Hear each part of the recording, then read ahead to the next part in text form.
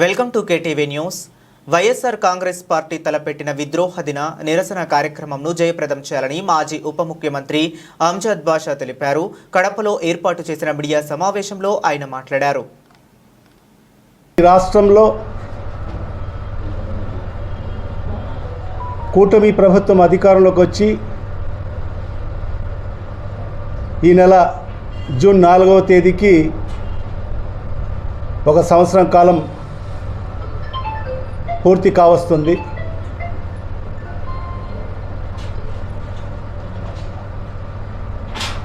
మరి ఈ సంవత్సర కాలంలో ఈ కూటమి ప్రభుత్వం ఏదైతే చంద్రబాబు నాయుడు గారి నేతృత్వంలో ఏర్పాటైన కూటమి ప్రభుత్వం ఈ రాష్ట్ర ప్రజలకు అనేక హామీలు ఇవ్వడం జరిగింది. సూపర్ 6 అని చెప్పి, సూపర్ 7 అని చెప్పి, మరి అవే కాకుండా సుమారుగా 143 హామీలు ఈ రాష్ట్ర ప్రజలకు ఇచ్చి అధికారంలోకి వచ్చిన తర్వాత మరి ఈరోజు ఈ సంవత్సర కాలంలో మరి ఏ ఒక్క హామీ కూడా ప్రజలకు అందించుకోకుండా ఈరోజు కాలయాపన చేసుకుంటూ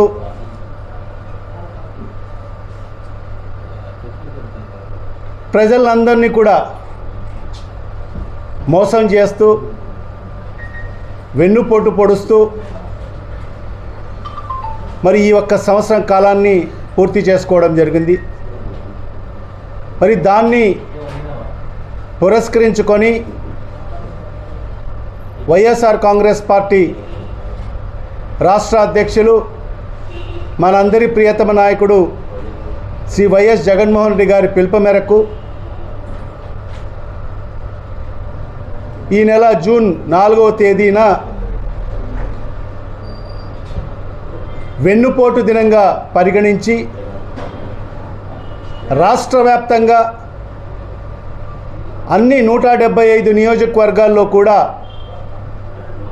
పెద్ద ఎత్తున నిరసన కార్యక్రమాలు చేపట్టాలని చెప్పి కూడా ఆదేశించడం జరిగింది.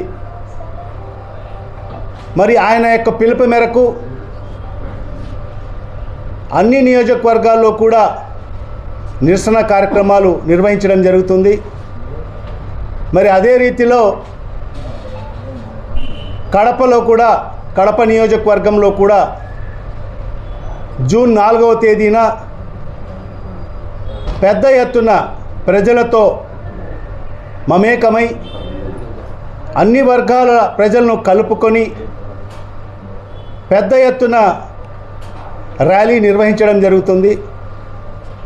మరి ఆ ర్యాలీ వైఎస్ఆర్ జిల్లా కార్యాలయం నుంచి ప్రారంభమై మరి ఆర్డీఓ ఆఫీస్ వరకు నిర్వహించడం జరుగుతుంది. మరి ఈ కార్యక్రమంలో అన్ని వర్గాల ప్రజలు, మరీ ముఖ్యంగా యువత, విద్యార్థులు, మహిళలు, రైతు సోదరులు, మరి వాళ్ళే కాకుండా వైఎస్ఆర్ కాంగ్రెస్ పార్టీ నాయకులు, కార్యకర్తలు, వైఎస్ఆర్ పార్టీకి సంబంధించిన కుటుంబ సభ్యులు, జగనన్న అభిమానులు అందరూ కూడా పెద్ద ఎత్తున మరి ఈ నిరసన ర్యాలీలో పాల్గొని మరి ఈ ర్యాలీని విజయవంతం చేయవలసిందిగా ప్రతి ఒక్కరిని కూడా సవినయంగా విజ్ఞప్తి చేసుకుంటున్నాను. మరి ఇవాళ ఈ రాష్ట్ర ప్రజలకు జూన్ 4వ తేదీన వెన్నుపోటు దినంగా అభివర్ణించడము, ప్రకటించడము ఎంతవరకు సమంజసమని చెప్పి కూడా ఒక ప్రశ్న ఉత్పన్నం కావచ్చు. మరి ఇవాళ ఈ జూన్ 4వ తేదీ వెన్నుపోటు దినంగా ఎందుకు చెప్పడం జరుగుతుందంటే ఈ రాష్ట్రంలోనే కాదు, ఈ దేశంలో కూడా వెన్నుపోటు అంటేనే గుర్తుకొచ్చేది ఒక్క చంద్రబాబు నాయుడు మాత్రమే. వెన్నుపోటుకు బ్రాండ్ అంబాసిడర్ ఎవరైనా ఉండాడంటే అది ఒక చంద్రబాబు నాయుడు మాత్రమే. వెన్నుపోటు సామ్రాట్ అని బిరుదు ఎవరికైనా ఇవ్వగలిగే అర్హత ఉందంటే అది ఒక్క చంద్రబాబు నాయుడుకు మాత్రమే అర్హత ఉంది. మరి ఆ రకంగా వెన్నుపోటుకు కేర్ ఆఫ్ అడ్రస్ కూడా చంద్రబాబు నాయుడు. ఎందుకు చెప్తున్నామంటే ఈ రాష్ట్ర ప్రజలకే కాదు, ఈ దేశ ప్రజలకు అందరికీ కూడా తెలుసు చంద్రబాబు నాయుడు గారి నైజం ఎలాంటిదో. చంద్రబాబు నాయుడు గారు తన సొంత పిల్లనిచ్చిన మామ స్వర్గీయ నందమూరి తారక రామారావు గారు మరి ఆనాడు తెలుగు ఆత్మ గౌరవాన్ని కాపాడాలని చెప్పి ఆ రోజు పార్టీ స్థాపించి, తెలుగుదేశం పార్టీని స్థాపించి, మరి దేశంలో కూడా తెలుగు ఆత్మ గౌరవాన్ని కాపాడిన వ్యక్తి. మరి అలాంటి వ్యక్తిని ఏ రకంగా చంద్రబాబు నాయుడు వెన్నుపోటు పొడిచి మరి ఆయన స్థాపించిన పార్టీని, ఆయన రెక్కల కష్టంతో వచ్చిన ప్రభుత్వాన్ని మరి ఏ రకంగా హస్తగతం చేసుకున్నాడో ఈ రాష్ట్ర ప్రజలకు తెలుసు, ఈ దేశ ప్రజలకు కూడా తెలుసు. మరి ఆనాడు ఆ మహానుభావుడు నందమూరి తారక రామారావు గారు వైస్రాయ్ హోటల్ కాడ ఏ రకంగా ఆయన కాడ నుంచి ఉండి ఆయన వద్ద ఉన్న ఎమ్మెల్యేలందరినీ కూడా వైస్రాయ్ హోటల్లో పెడితే మరి ఆ రోజు ఆయన తన వాహనంలో అక్కడికి వెళ్తే మరి ఏ రకంగా ఆ రోజు చంద్రబాబు నాయుడు అనే వ్యక్తి చెప్పులు ఆ మహానుభావుడు పైన ఏ రకంగా చెప్పులు విసిరించాడో ఈ రాష్ట్ర ప్రజలు ఇప్పటికీ మరవలేరు. మరి అలాంటి ఘన చరిత్ర కలిగిన వ్యక్తి చంద్రబాబు నాయుడు గారు. సొంత పిల్లనిచ్చిన మామ. ఏంటంటే చంద్రబాబు నాయుడు గారి అస్తిత్వం ఏంటి? ఎవరు చంద్రబాబు నాయుడు? ఎన్టీ రామారావు అల్లుడు కాకపోతే మరి ఆయన అస్తిత్వం ఏంటి? మరి అలాంటి వ్యక్తికి వెన్నుపోటు పొడిచి మరి ఆయన రెక్కల కష్టంతో వచ్చిన ప్రభుత్వాన్ని మరి ఏ రకంగా లాక్కోవడం జరిగిందో ఈ రాష్ట్ర ప్రజలకందరికీ కూడా తెలిసిన విషయమే. మరి ఆ రకంగా ఆనాడు ఎన్టీ రామారావు గారిని వెన్నుపోటు పొడవడం జరిగింది. మరి ఈరోజు 2024 ఎన్నికల ముందు ఒక్కసారి మనం అందరం కూడా ఆలోచన చేస్తే మరి ఏ రకంగా చంద్రబాబు నాయుడు గారు ఖచ్చితంగా ఈ రాష్ట్రంలో మళ్ళా అధికారంలోకి రావాలి అని చెప్పి కుట్రలు పన్ని మరి ఆనాడు జనసేన పార్టీతో పొత్తు పెట్టుకొని మరి అదేవిధంగా ఢిల్లీకి వెళ్ళి మోడీ అమిత్ షా కాళ్ళు పట్టుకొని బేరసారాలు ఆడుకొని మరి ఆనాడు బీజేపీతో పొత్తు ఖాయం చేసుకొని వచ్చి మరి 2024 ఎన్నికల్లో పోటీ చేయడం జరిగింది. మరి ఎన్నికల పోటీ చేసే సందర్భంలో ఎన్నికల సభల్లో ఆయన ప్రజలకు ఇచ్చిన హామీలు ఏంటి ఒక్కసారి మనం నెమరు వేసుకోవాల్సిన అవసరం ఉంది. మరి సూపర్ 6 అని చెప్పి, సూపర్ 7 అని చెప్పి సుమారుగా 143 హామీలు ఈ రాష్ట్ర ప్రజలకు ఎన్నికల ముందు చెప్పడం జరిగింది. మరి 143 హామీలు పక్కన పెట్టినా మరి ఆయన ఇచ్చిన సూపర్ 6, సూపర్ 7 హామీల గురించే మాట్లాడుకుంటాం ఈరోజు. మరి ఏం చెప్పాడు? ప్రతి సందర్భంలో కూడా, ప్రతి బహిరంగ సభలో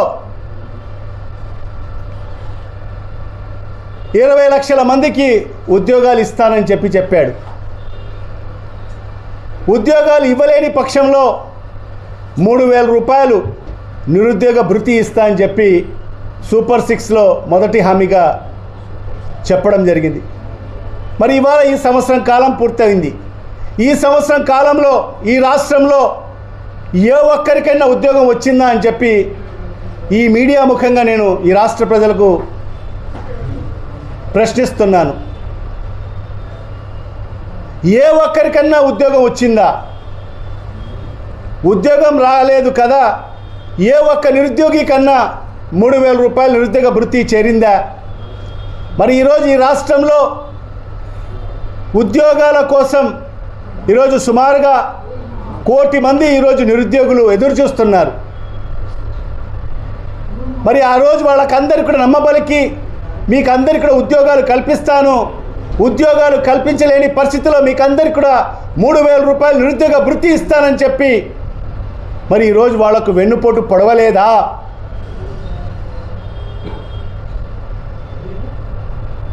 మరి అదే కాకుండా అన్నదాత సుఖీభవ అన్నాడు.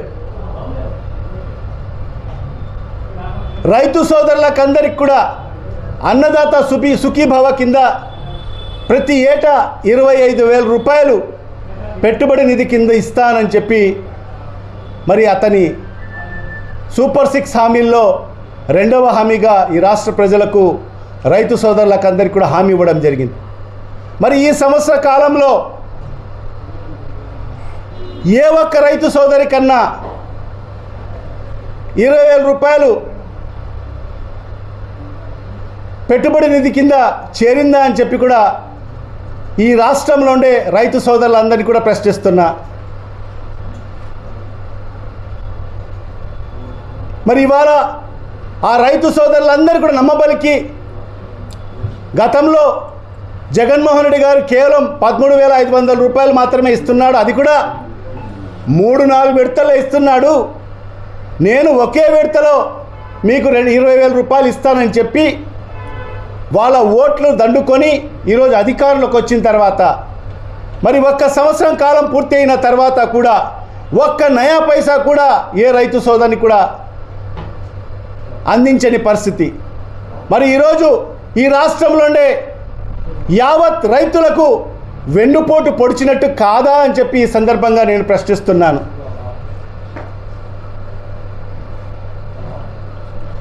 రైతులకు వెన్నుపోటు పొడవడమే కాకుండా వాళ్ళకు ఏదైతే పెట్టుబడి నిధి కింద 20,000 ఇవ్వడమే కాకుండా ఈరోజు రైతులు ఎన్ని ఇబ్బందులు పడుతున్నారంటే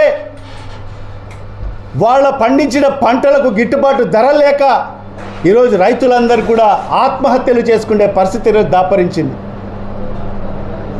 మరి ఈరోజు ఈ కూటమి ప్రభుత్వం మరి ఎందుకు ఆ రైతు సోదరుల్ని ఆదుకోవడం లేదని చెప్పి ఈ సందర్భంగా నేను ప్రశ్నిస్తున్నాను. మరి వాళ్లకు ఏదైతే గిట్టుబాటు ధర ఎందుకు కల్పించలేకపోతుందని చెప్పి కూడా ఈ సందర్భంగా అడుగుతున్నాను. మరి వాళ్ళకి ఈ సంవత్సరం కాలంలో 1 నయా పైసా ఇన్పుట్ సబ్సిడీ అందిందా? లేకపోతే వాళ్ళ రైతులకు ఏదైతే పంట నష్టము ఈ సంవత్సర కాలంలో 1 నయా పైసా ఈ రాష్ట్ర ప్రభుత్వం చెల్లించిందా అని చెప్పి కూడా ఈ సందర్భంగా ఈ ప్రభుత్వాన్ని ప్రశ్నిస్తున్నాను. మరి అన్ని రకాలుగా రైతులందరినీ కూడా మోసం చేసిన వ్యక్తి ఈరోజు చంద్రబాబు నాయుడు అని చెప్పి కూడా ఈ సందర్భంగా తెలియజేసుకుంటున్నాను. మరి ఈరోజు సంవత్సరం కాలం పూర్తి అయింది. ఈ సంవత్సరం కాలంలో నువ్వు ఎవరికి ఎంతమందికి తల్లికి వందనం ఇచ్చావని చెప్పి మరి ఈ మీడియా ముఖంగా మరి ఆ తల్లులందరూ కూడా ప్రశ్నిస్తున్నారని చెప్పి కూడా ఈ సందర్భంగా తెలియజేసుకుంటున్నా. గతంలో జగన్మోహన్ రెడ్డి గారు అమ్మఒడి కింద ఒకరికి మాత్రమే, కుటుంబానికి ఒకరికి మాత్రమే ఇచ్చాడు. మరి చంద్రబాబు నాయుడు వస్తే మా ఇంట్లో ఎంతమంది పిల్లలు ఉంటే అంతమందికి అమ్మఒడి తల్లికి వందనం ఇస్తున్నాడు, అంటే అమ్మఒడి ఇస్తానని చెప్తున్నాడు కదా అని చెప్పి మహిళలందరూ కూడా ఎగబడి మరి తెలుగుదేశం పార్టీకి ఓటు వేసిన పరిస్థితి మనందరూ కూడా చూశాం. మరి దాని ప్రతిఫలమే మరి ఈరోజు కూటమి ప్రభుత్వం అధికారులకు రావడం జరిగింది. మరి ఈరోజు ఈ సంవత్సర కాలంలో మరి నువ్వు ఎందుకు ఆ తల్లికి వందనం అనే పథకాన్ని ఎందుకు ప్రజలకు ఆ తల్లులకు ఎందుకు అందించలేదు? మరి ఈరోజు ఈ రాష్ట్రంలో ఉండే సుమారుగా 85 లక్షల మరి ఏదైతే విద్యార్థులకు వెన్నుపోటు పొడిచినట్టు కాదా అని చెప్పి కూడా ఈ సందర్భంగా నేను ప్రశ్నిస్తున్నాను. మరి అదే కాకుండా స్త్రీ శక్తి కింద 18 ఏళ్ళు నిండిన మహిళకు 60 ఏళ్ళు లోబడిన మహిళలకందరికి కూడా నెలకు 15,000 ఇస్తానని చెప్పి నీ ఏదైతే సూపర్ 6 హామీల్లో నువ్వు ఈ రాష్ట్ర ప్రజలకు చెప్పలేదా అని చెప్పి ఈ సందర్భంగా అడుగుతున్నా. మరి ఈరోజు ఈ రాష్ట్రంలో చూస్తే సుమారుగా ఈ 5.5 కోటి మందిలో 18 ఏళ్ళు నిండిన పైబడిన 60 ఏళ్ళు లోబడి ఉన్న మహిళలందరూ కూడా సుమారుగా 1 కోటి మంది ఉన్నారు. వాళ్ళందరూ కూడా ఈరోజు ఎదురు చూస్తున్నారు.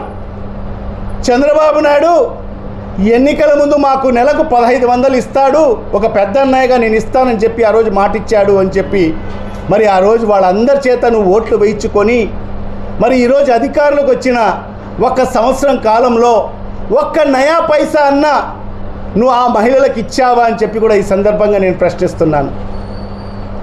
మరి ఈరోజు ఏదైతే 18 ఏళ్ళు నిండిన మహిళలు మరి 60 ఏళ్ళు లోబడిన మహిళల్ని వెన్నుపోటు పొడిచినట్టు కాదా అని చెప్పి కూడా ఈ సందర్భంగా నేను ప్రశ్నిస్తున్నాను.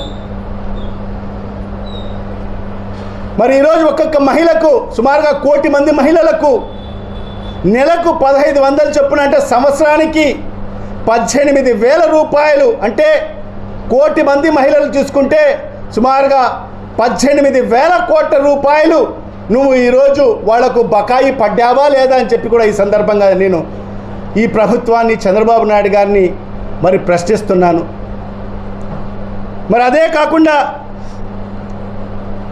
ప్రతి ఇంటికి సంవత్సరానికి 3 గ్యాస్ సిలిండర్లు ఇస్తామని చెప్పి నీ యొక్క సూపర్ 6 హామీలో చెప్పలేదా అని చెప్పి కూడా ఈ సందర్భంగా నేను అడుగుతున్నా. మరి ఈ సంవత్సరం కాలం పూర్తయింది, మరి నువ్వు ఆ 3 సిలిండర్లు మరి ప్రతి ఇంటికి ఇస్తామని చెప్పినట్టుగా మరి ఎందుకు ఇవ్వలేదని చెప్పి కూడా ఈ సందర్భంగా ప్రజల పక్షాన నేను ఈ ప్రభుత్వానికి, ఈ కూటమి ప్రభుత్వానికి మరి ముఖ్యమంత్రి చంద్రబాబు నాయుడు గారిని నేను అడుగుతున్నాను. మరి ఇవాళ కేవలం కొందరికి మాత్రమే, మరి అది కూడా 1 సిలిండర్ మాత్రమే ఇచ్చిన పరిస్థితి ఈరోజు మనం చూస్తున్నాం. ఈరోజు ప్రతి కుటుంబానికి ఒక్క నా నియోజకవర్గంలోనే తీసుకుంటే సుమారుగా 1,15,000 కుటుంబాలు ఉన్నాయి. మరి ఈ 1,15,000 కుటుంబాల్లో నువ్వు ఏదో 2,000 3,000 మాత్రమే, 2,000 కుటుంబాలకు మాత్రమే ఈరోజు సిలిండర్లు ఇచ్చిన పరిస్థితి ఈరోజు మనం చూస్తున్నాం. మరి అది కూడా సంవత్సరానికి 1 సిలిండర్ ఇచ్చిన పరిస్థితి మరి ఇప్పటికీ మనం చూశాం.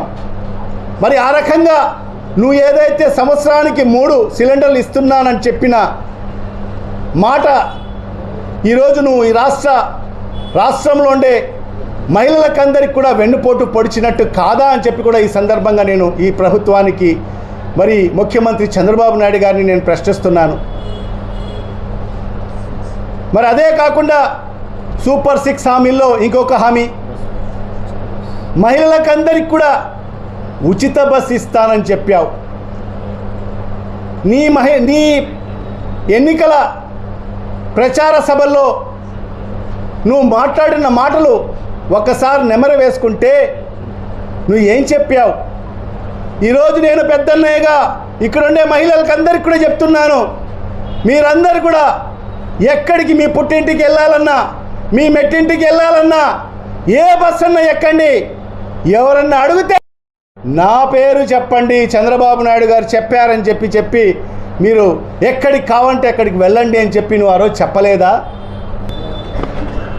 మరి ఏదైతే రేషన్ని డోర్ డెలివరీ చేయాలి అని చెప్పి మరి ఆ రోజు ఎండియు ఆపరేటర్స్ని ఏర్పాటు చేసి మరి సుమారుగా 10,000 మందికి మరి వాళ్ళకు ఉద్యోగ మరి ఉపాధి అవకాశాలు కల్పించాలని చెప్పి మరి వాళ్లకు ఒక వాహనాన్ని కొనుగోలు చేయించి కేవలం 10% పెట్టుబడి పెట్టి మరి 90% గవర్నమెంట్ సబ్సిడీ కింద 90% సబ్సిడీ కింద వాళ్లకు వాహనాలు ఇచ్చి మరి వాళ్లకు నెల నెల వాళ్లకు జీతం ఇచ్చి మరి వాళ్ళందరూ కూడా మరి వాళ్లకు కేటాయించిన మరి ఆ వార్డుల్లో మరి ఆ డోర్ నంబర్లకు వాళ్ళు డోర్ డెలివరీ మరి ఏదైతే బియ్యాన్ని సరఫరా చేసిన పరిస్థితి మరి దాన్ని ఈరోజు ఆపివేసిన పరిస్థితి చూస్తున్నాం. మరి ఈరోజు జూన్ 1 నుంచి మరి ఆ బండ్లన్నీ కూడా ఆపివేసి మరి ఈరోజు ప్రజలందరినీ కూడా మళ్ళీ రోడ్ ఎక్కించాడు చంద్రబాబు నాయుడు ఈ కూటమి ప్రభుత్వం. మరి నిన్నటి నుంచి మరి ఆ రేషన్ షాపుల కాడికి వెళ్ళి మీరు రేషన్ తీసుకోవాలని చెప్పి ఆదేశాలు ఇవ్వడం జరిగింది. తద్వారా ఈరోజు మనం చూస్తున్నాం నిన్నటి నుంచి మరి ఈరోజు వేల మంది ఈరోజు ఆ ఎఫ్ఈ షాపుల కాడ మరి క్యూలు నిలబడుతున్న పరిస్థితి. ఉదయం 5 గంటల నుంచి ఈరోజు ఒక ఫోటో చూడండి, రాత్రి 8:30 గంటలు అవుతుంది. రాత్రి 8:30 గంటలు అవుతుంది. మరి ఎంతమంది మహిళలు ఒక ఎఫ్ఈ షాప్ కాడ నిలబడి సరుకుల కోసం ఎదురు చూస్తున్నారు ఒక్కసారి చూడండి. మరి ఈ పరిస్థితి జగన్మోహన్ రెడ్డి గారి ప్రభుత్వంలో ఉనిందా అని చెప్పి ఈ సందర్భంగా నేను అడుగుతున్నాను. ఒకసారి ఈ రాష్ట్ర ప్రజలు మరీ ముఖ్యంగా మా మహిళా సోదరులందరూ కూడా ఆలోచన చేయాల్సిన అవసరం ఉందని చెప్పి కూడా ఈ సందర్భంగా నేను అడుగుతున్నాను. మరి ఈరోజు మహిళలందరినీ కూడా ఈరోజు రోడ్లపైకి తీసుకొచ్చాడు. ఈరోజు ఎండకు ఈరోజు బార్లుగా నిలబెట్టాడు. ఏ ఎఫ్ఈ షాప్ కాడు చూసినా కూడా ఈరోజు మహిళలందరూ కూడా బార్లుగా నిలబడుతున్న పరిస్థితి ఈరోజు మేము గమనిస్తున్నాం. ఉదయం 5 గంటల నుంచి కాపు కాసే పరిస్థితి ఈరోజు అక్కడ ఎఫ్ఈ షాప్ల కాడ కనిపిస్తుంది.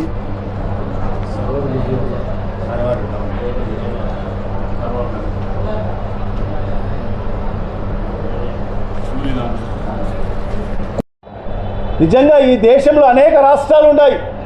ఏ రాష్ట్రంలో కూడా మన భారతదేశంలో కేవలం ఆ బాబాసాహెబ్ అంబేద్కర్ గారు రచించిన రాజ్యాంగం మాత్రమే నడుస్తుంది. కానీ ఇవాళ మన రాష్ట్రంలో చూస్తే ఈరోజు రెడ్ బుక్ రాజ్యాంగం నడుస్తుంది.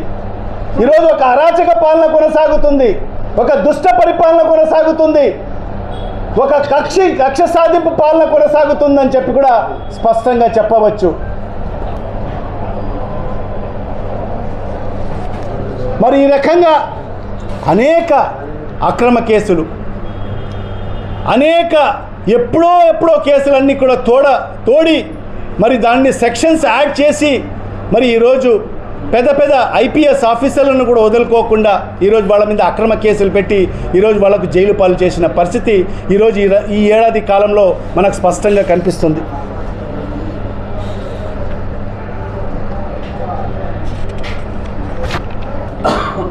మహిళలు ఎక్కడ కూడా సురక్షితంగా లేని పరిస్థితి మనకు కనిపిస్తుంది.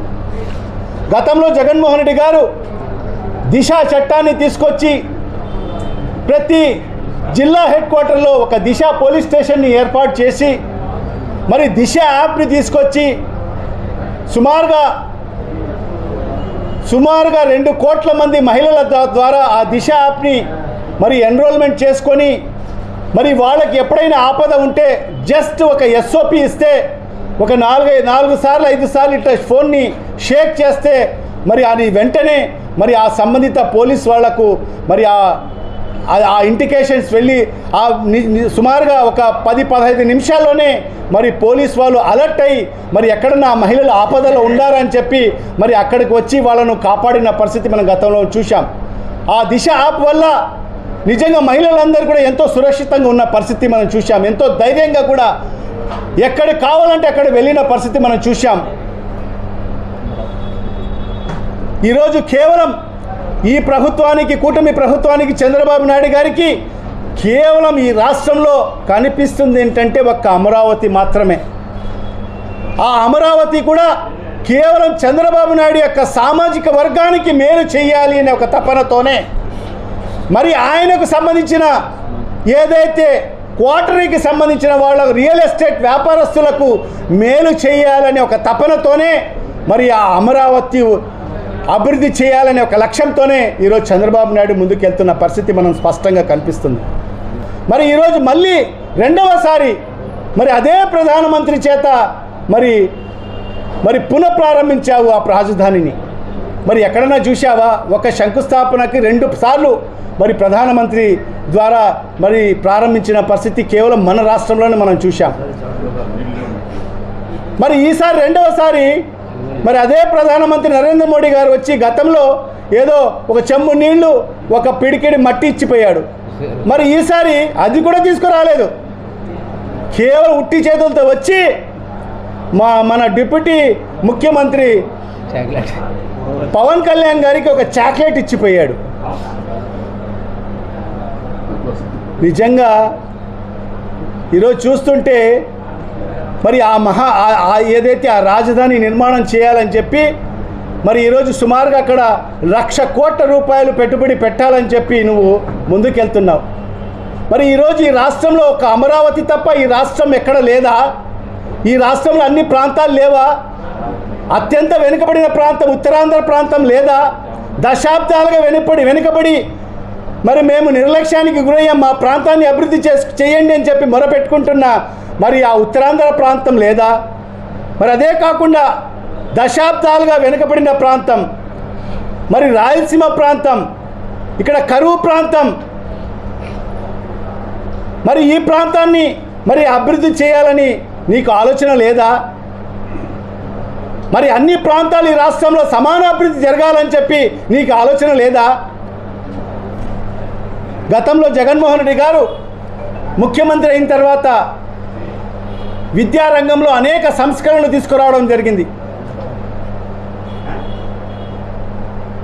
విద్యకు పేదరికం అనేది అడ్డు రాకోకూడదని చెప్పి ప్రతి పేద విద్యార్థి ఉన్నత చదువులు చదువుకోవాలని చెప్పి మరి అనేక సంస్కరణలు తీసుకొచ్చి మరి అమ్మఒడి పథకాన్ని ప్రవేశపెట్టి మరి ఆ తల్లికి ఇన్సెంటివ్ ఇచ్చి మీ పిల్లలకందరికీ కూడా బడులకు పంపించండి అని చెప్పి మరి ఆ ఏదైతే ప్రభుత్వ బడులు మరి దాని రూపురేఖలు మార్చివేసిన పరిస్థితి మనం స్పష్టంగా చూశాం. సుమారుగా 15 సంవత్సరాలు ఈ రాష్ట్రానికి ముఖ్యమంత్రిగా పనిచేశాడు. ఏనాడైనా ఒక ప్రభుత్వ పాఠశాలని అభివృద్ధి చేసిన దాఖలాలు ఉన్నాయా? గతంలో ప్రభుత్వ బడులు ఏ విధంగా ఉన్నాయి?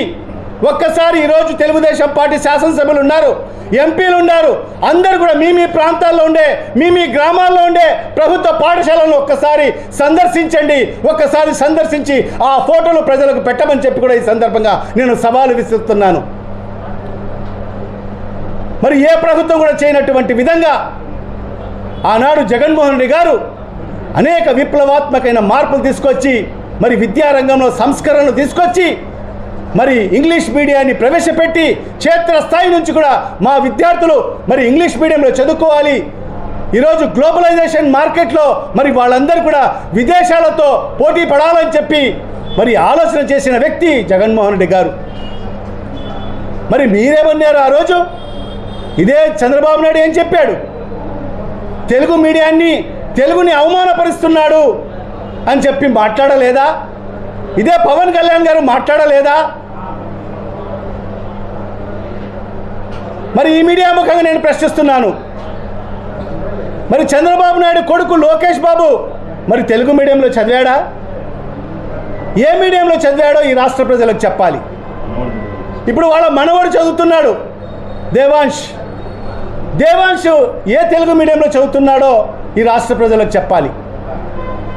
మరి అదే కాకుండా పవన్ కళ్యాణ్ మరి కొడుకులు కూతుర్లు మరి ఏ పాఠశాలలో చదువుతున్నారు? అంటే మీరందరూ కూడా పెద్ద ఉన్నత చదువుల్లో ఉన్నత స్కూల్లో చదవాలి, మరి ఇంగ్లీష్ మీడియాలో చదవాలి, సిబిఎస్ఈ సిలబస్ ఐసిఎస్ సిలబస్లో చదవాలి. కానీ పేద విద్యార్థులు తెలుగు మీడియానికే పరిమితం కావాలి. వాళ్ళు ఈ పోటీ ప్రపంచంలో మరి ప్రపంచంలో పోటీగా మరి వాళ్ళు నిలదొక్కేదానికి అవకాశం లేదా?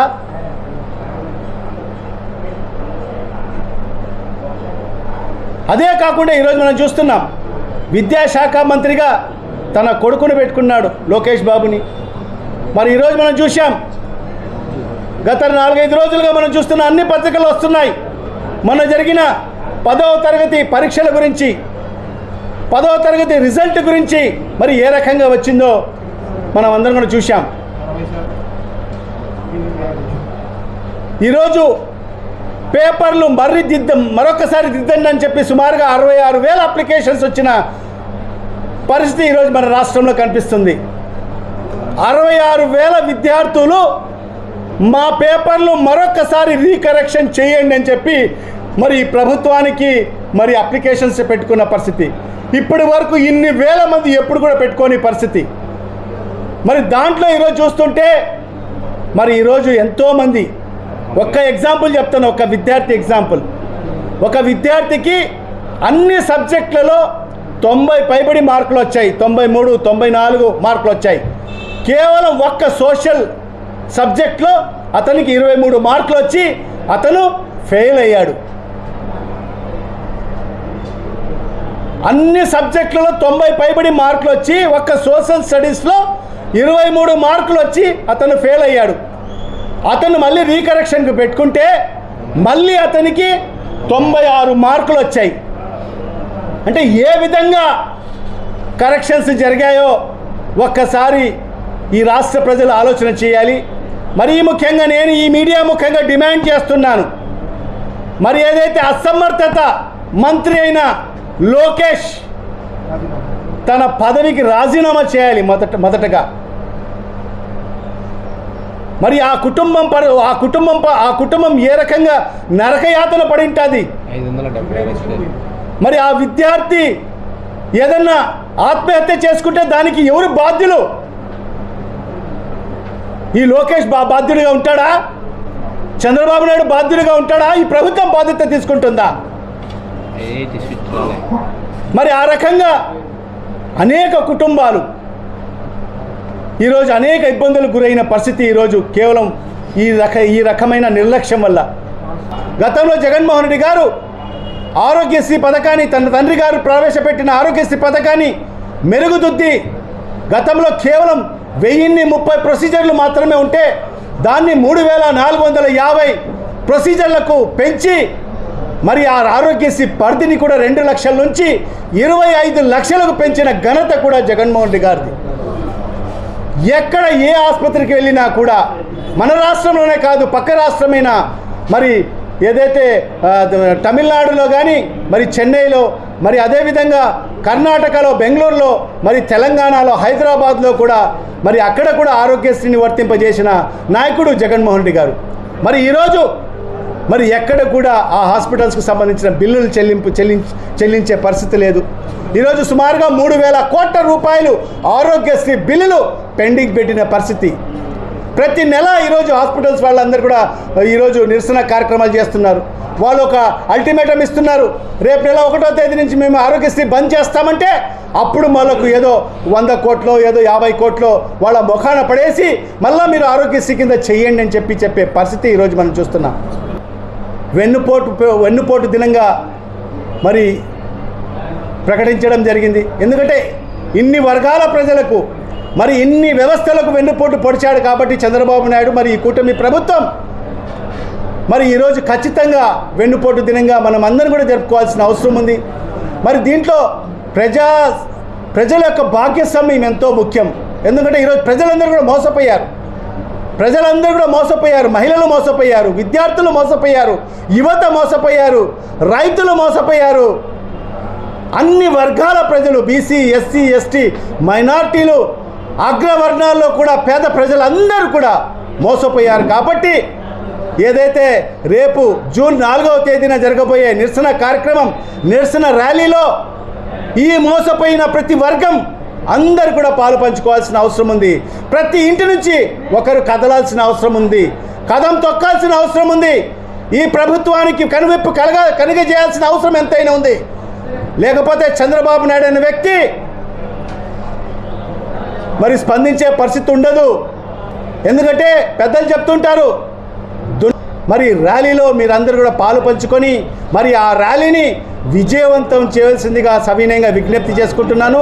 మరి ఆ ర్యాలీ 4వ తేదీ 10 గంటలకు మరి జిల్లా వైఎస్ఆర్ కాంగ్రెస్ పార్టీ కార్యాలయం నుంచి ప్రారంభమవుతుంది. మరి కడప ఆర్డీఓ ఆఫీస్ వరకు కొనసాగుతుంది. మరి అక్కడ ఆర్డీఓ గారిని మరి ఏదైతే మా డిమాండ్లని మరి ఏదైతే సూపర్ 6, సూపర్ 7 మరి ఈ రాష్ట్ర ప్రజలకు ఇచ్చిన హామీలన్నీ కూడా నెరవేర్చండి అని చెప్పి ఒక ఏదైతే మెమరాండాన్ని మరి ఆర్డీఓ గారికి ప్రభుత్వానికి అందించే విధంగా మరి ఆర్డీఓ గారికి అందించడం జరుగుతుంది. కాబట్టి మరి ఈ కార్యక్రమంలో ప్రతి ఒక్కరు కూడా బాధ్యతగా మరి మీరందరూ కూడా పాలు పంచుకొని మరి ఈ ర్యాలీని దిగ్విజయవంతం చేయవలసిందిగా సవినయంగా తెలియజేసుకుంటే మీ అందరికీ కూడా సెలవు తీసుకుంటున్నాను.